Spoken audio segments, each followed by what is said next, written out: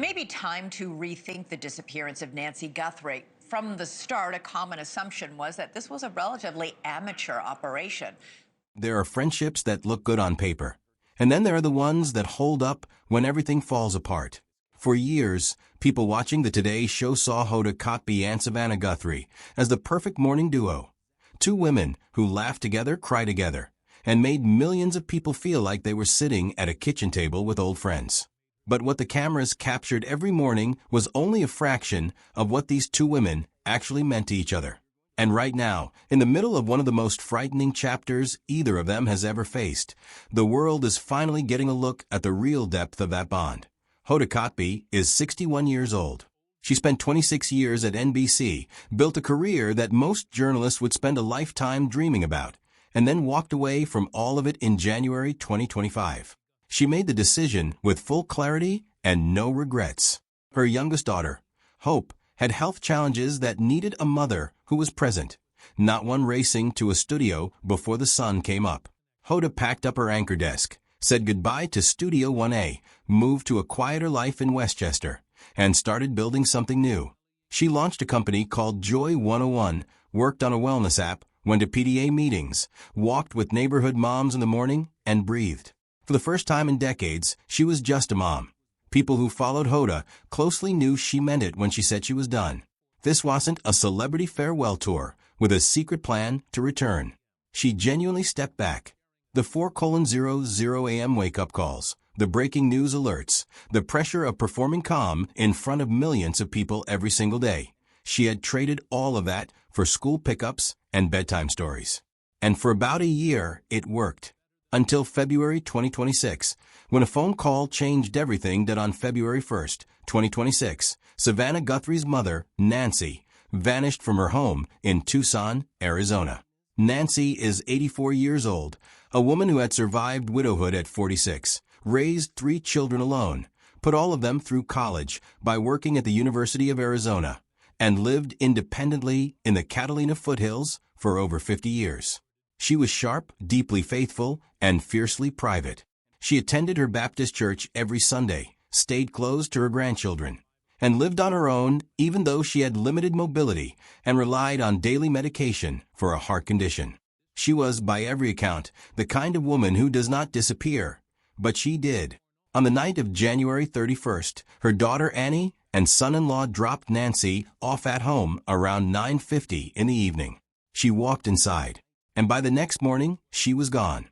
The doorbell camera at the front of the house had been disconnected at 1:47 in the morning. Blood was found on her porch, and it matched Nancy's DNA. A struggle had clearly taken place inside the home. A lamp was knocked over, a rug was pushed toward the kitchen island, and Nancy's cell phone was still sitting on the counter, plugged in and charging, as if she had expected to be back by morning. Savannah left the Today Show immediately to fly to Arizona and work alongside the FBI and local law enforcement. The anchor chair sat empty. The show went on, but something was missing, and everyone watching could feel it. That is when Hoda Kotb ended her retirement. That on February 9th, 2026, Hoda walked back into Studio 1A, not as a guest, not for a special segment, but as the main anchor. She told the staff and the viewers directly that she was there because her friend needed her. She reset her alarm to 4 a.m., told her daughters she would be back on television for a while, and showed up. No fanfare, no dramatic announcement. Just a woman who made a promise years ago and intended to keep it. Understand why that moment hit so hard. You have to understand what Hoda was giving up. She had finally found peace outside the spotlight. Her wellness work was gaining traction. She was present for her daughters in a way she hadn't been able to be before. Coming back to the anchor desk meant undoing the very thing she had worked so hard to build.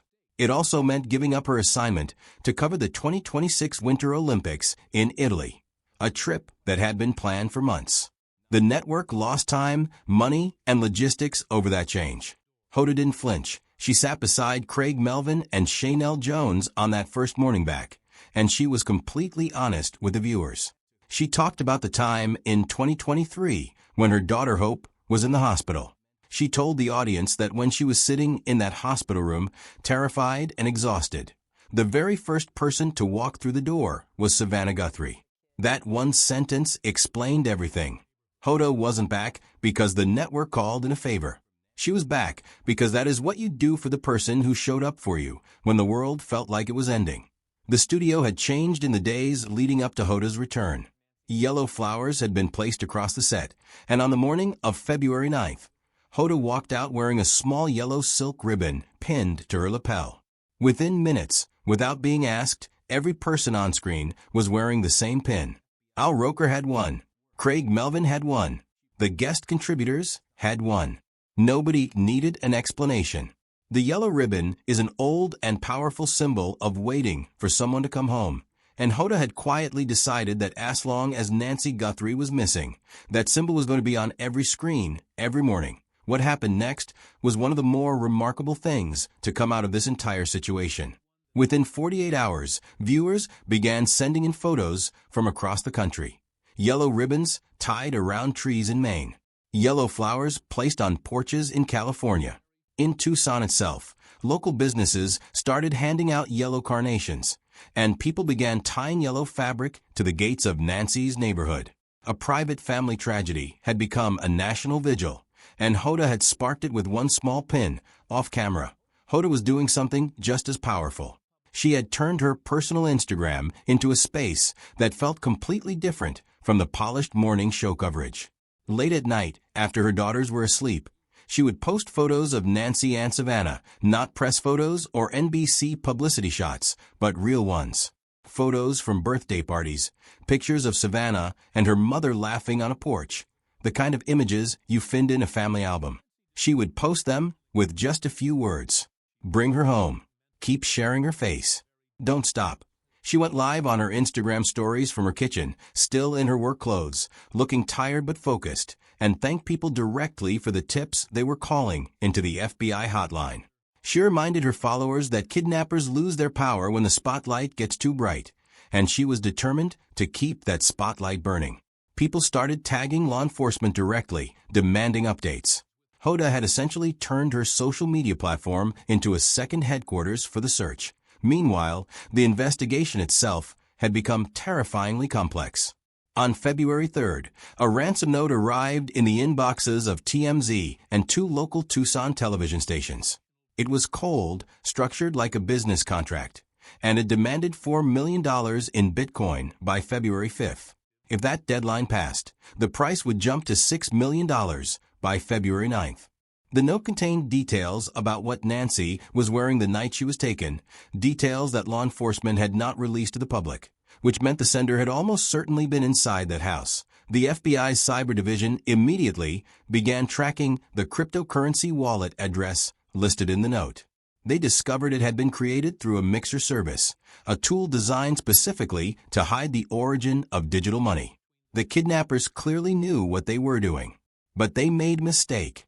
On February 11th, someone tried to log into the email account used to send the ransom note from a public Wi-Fi signal at a truck stop near the New Mexico border.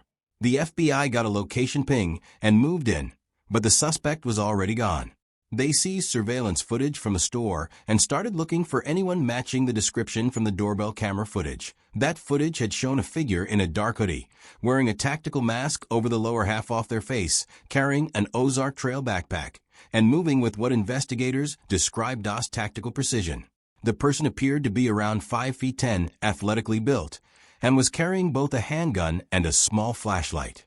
The way the suspect moved through the property suggested someone who had watched the house, knew the layout, and had planned this carefully.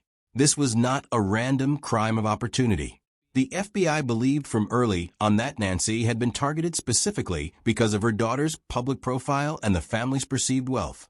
Search dogs hit on a scent trail that led about 2 miles from the Guthrie property, where investigators found a discarded work glove near a drainage ditch. The DNA on the inside off-hat glove matched the blood found on Nancy's porch. The masked man had fled on foot before presumably getting into a vehicle.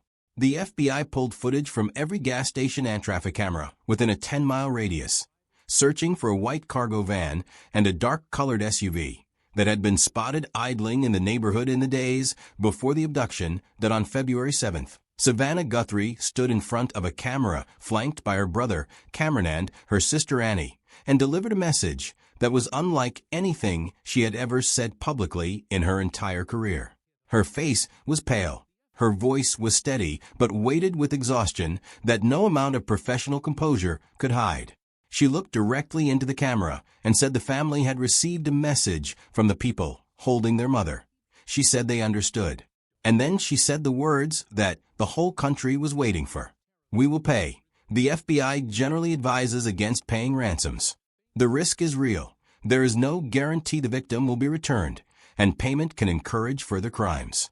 But Savannah and her siblings had gone beyond following general advisories. They had been waiting over a week with no proof of life, no photograph of Nancy with a current date, no phone call, no voice message. Nothing to confirm she was still alive and receiving the heart medication she needed every single day. They were being asked to pay $6 million into a digital wallet with no evidence that the woman they were paying to get back was still there to be returned. Hoda watched all of this unfold from New York, and what she saw in Savannah went far deeper than what the cameras were picking up. Savannah Guthrie was raised by a woman who believed that strength was not a choice but a requirement. Nancy Guthrie had been widowed at 46 with 3 children and no safety net, and she had kept moving. She never stopped, never collapsed, never allowed herself the luxury of falling apart in front of her kids.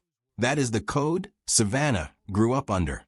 And now, in the middle of the worst crisis of her adult life, she was running that same program. Calm voice, clear eyes. Next step, next step, next step. Hoda knew that code because she had watched it in action for years. She could see the tiny fractures that the cameras missed. She knew that behind the composed public statements and the carefully worded video messages, there was a daughter who was terrified in a way that no amount of iron discipline could fully contain. In private calls between New York and Tucson, Hoda urged her friend to breathe. She reminded Savannah that being human is not the same as being weak. That needing to cry does not mean you are failing. That the strength her mother taught her was real, but so was the grief, and one did not cancel out the other. 1861. Hoda has earned the kind of perspective that can only come from having lived through enough to know what actually matters. She has faced her own fears as a mother, sat in her own hospital rooms, and learned the hard way that the image you project to the world isn't what keeps you standing. What keeps you standing is the person sitting next to you who already knows your whole story and shows up anyway. That is what she was trying to be for Savannah. Not a co-anchor, not a colleague, a sister. The search for Nancy Guthrie is still one of the most closely watched stories in the country right now. People are searching for updates every single day. They want to know if she has been found. They want to know if the family paid the ransom. They want to know if the FBI has made an arrest. And in the middle of all that searching, what keeps coming back up is Hoda. Her name keeps appearing alongside Savannah's because she made a choice that most people in her position would not have made. She walked away from a retirement she had earned, from a peace she had fought for, and from a trip to Italy, to sit in a chair under studio lights and hold the show together so her best friend could stay in Arizona and fight for her mother. That is the thing about real loyalty. It does not announce itself. It does not wait for applause or recognition. It just shows up at 4 o'clock in the morning, puts on the yellow ribbon, and gets to work. Hoda Kotb at 61 is not the same woman who sat at that anchor desk 26 years ago chasing the next story. She is someone who has learned, through loss and love and the relentless passage of time, that the only things worth protecting are the people you cannot imagine your life without. And right now, she is protecting one of them with everything she has. The question the whole country is sitting with is not whether the FBI will find the people responsible, though that question is urgent and real. The deeper question, the one that lingers after the news cycle moves on, is whether Nancy Guthrie will come home. Whether Savannah will get to sit across from her mother again. Whether the ironclad strength that Nancy built into her daughter will finally get to soften into something more gentle now that the crisis is over. Hoda is holding that hope too, alongside the rest of the country, from a chair she never planned to be sitting in again, wearing a yellow ribbon that says everything she cannot say out loud. That if you have been following this story, share it. Keep saying her name. Keep the pressure on. The more people who know Nancy Guthrie's face, the harder it becomes for anyone to keep her hidden. That is what Hoda has been saying every night from her kitchen. And she is right. Leave your thoughts in the comments. If this story moved you, hit the like button and make sure you are subscribed so you do not miss any updates as this situation develops. Thank you for being here.